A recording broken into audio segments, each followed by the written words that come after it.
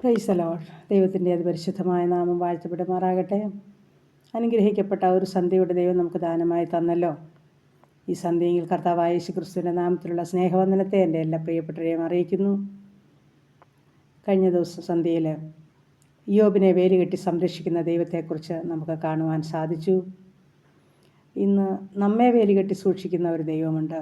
ആ ദൈവത്തെക്കുറിച്ച് നമുക്കൊന്ന് ചിന്തിക്കാം. നമ്മുടെ വ്യക്തിപരമായ ജീവിതത്തിൽ കെട്ടുന്ന വേലിയാണ് ഒന്നാമത്തെ വേലി. അത് 141 സങ്കീർത്തനത്തിൻ്റെ 3 വാക്യം വായിക്കുമ്പോൾ നമുക്ക് കാണാം. യഹോവേ, എൻ്റെ വായ്ക്കൊരു കാവൽ നിർത്തി എൻ്റെ അധരദ്വാരം കാത്തുകൊള്ളണമേ. നമ്മുടെ വായ്ക്ക് ഒരു വേലി കെട്ടി നമ്മുടെ കർത്താവ് നമ്മളെ സൂക്ഷിച്ചിരിക്കുകയാണ്. ഈ വേലി ഒരിക്കലും നമ്മൾ പൊളിച്ച് കളയരുത്.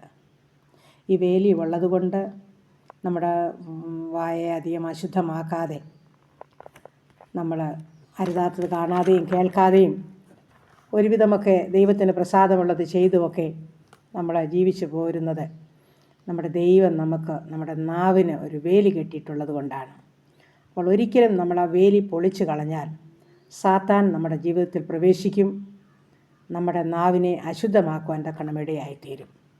അതുകൊണ്ട് ഈ വേലി സംരക്ഷിക്കേണ്ട കടമ നമ്മുടെ ഓരോരുത്തരുടെയും ഉത്തരവാദിത്വത്തിൽപ്പെട്ട കാര്യമാണ്.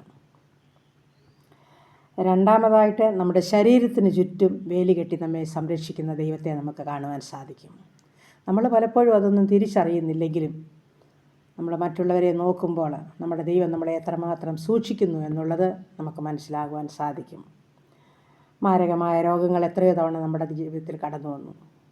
കാട്ടുമൃഗങ്ങൾ നമ്മളെ നശിപ്പിച്ച് കളയാവുന്ന സ്ഥാനത്ത് നിന്നൊക്കെ ഇനി നമ്മുടെ ജീവിതത്തിൽ ഒരു രക്ഷയുമില്ല എന്ന് ലോകം വിധി എഴുതിയപ്പോൾ നമ്മൾ ഇന്നും ജീവിക്കുന്നത് നമ്മുടെ ദൈവം നമ്മളെ വേലി കെട്ടി സൂക്ഷിക്കുന്നത് കൊണ്ടാണ്. നമ്മൾ പലപ്പോഴും ഇത് മറന്നു പോകും, ചിന്തിക്കാറില്ല. എന്നാൽ നമ്മൾ ഈ ദിവസങ്ങളിലൊക്കെ അതൊക്കെ ചിന്തിക്കണം. നമ്മുടെ കർത്താവിൻ്റെ ആ സ്നേഹവും സംരക്ഷണവും എത്രമാത്രം നമ്മുടെ ജീവിതത്തിലുണ്ട്. നമ്മളെ വേലി കെട്ടി നമ്മളെയല്ല, നമ്മുടെ ഓരോ അവയവങ്ങളെയും, നമ്മുടെ നാവിനെ വേലികെട്ടി സൂക്ഷിക്കുന്ന ദൈവത്തെ കാണുവാൻ സാധിച്ചു 141 സങ്കീർത്തനത്തിൽ.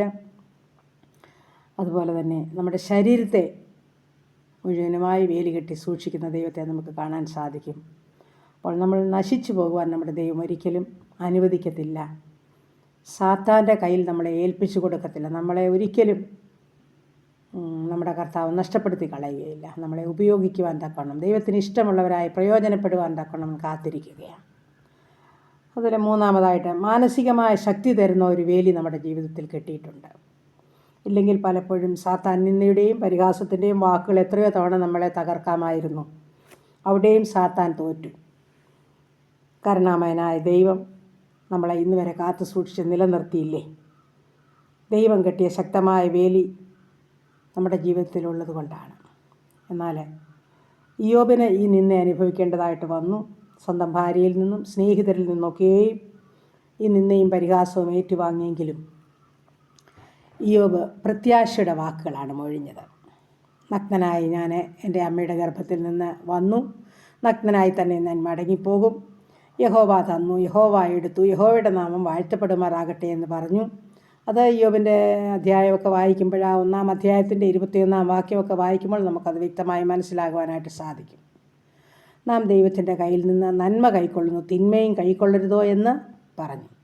ഇതിലൊന്നിലും ഇയ്യോബ് അധരങ്ങളാൽ പാപം ചെയ്തില്ല എന്ന് നമുക്കിവിടെ കാണുവാൻ സാധിക്കും. അപ്പോൾ നമ്മുടെ അധരങ്ങളെ നമുക്കും കർത്താവ് കിട്ടിയ വേലി പൊളിച്ചു കളയാതെ സ്തോത്രമെന്ന യാഗം എപ്പോഴും അർപ്പിച്ചുകൊണ്ട് ദൈവത്തിന് പ്രസാദമുള്ളത് ചെയ്തുകൊണ്ട് ദൈവ ഇഷ്ടപ്രകാരം നടപ്പാൻ നമ്മളെ സമർപ്പിക്കണം. നമ്മളതിനായി ആഗ്രഹിച്ച് പ്രാർത്ഥിക്കണം.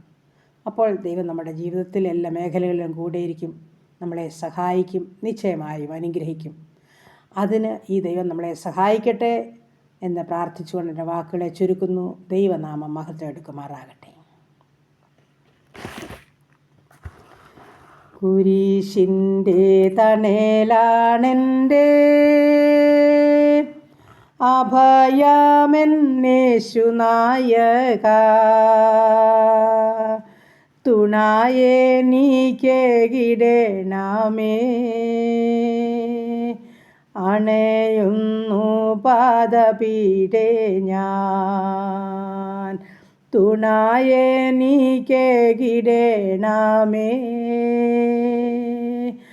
അണയുന്നു പാദപീഠേ ഞാൻ.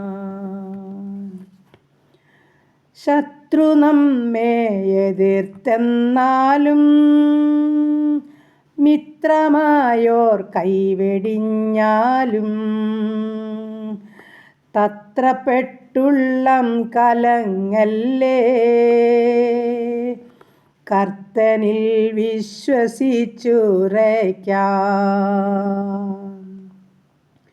തത്രപ്പെട്ടുള്ളം കലങ്ങല്ലേ.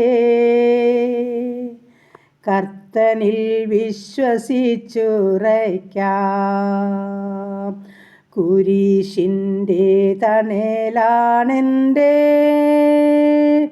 അഭയമെന്നേശുനായക.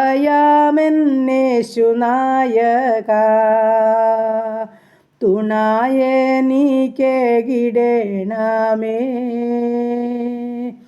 അണയുന്നു പാദപീഠേ ഞാൻ.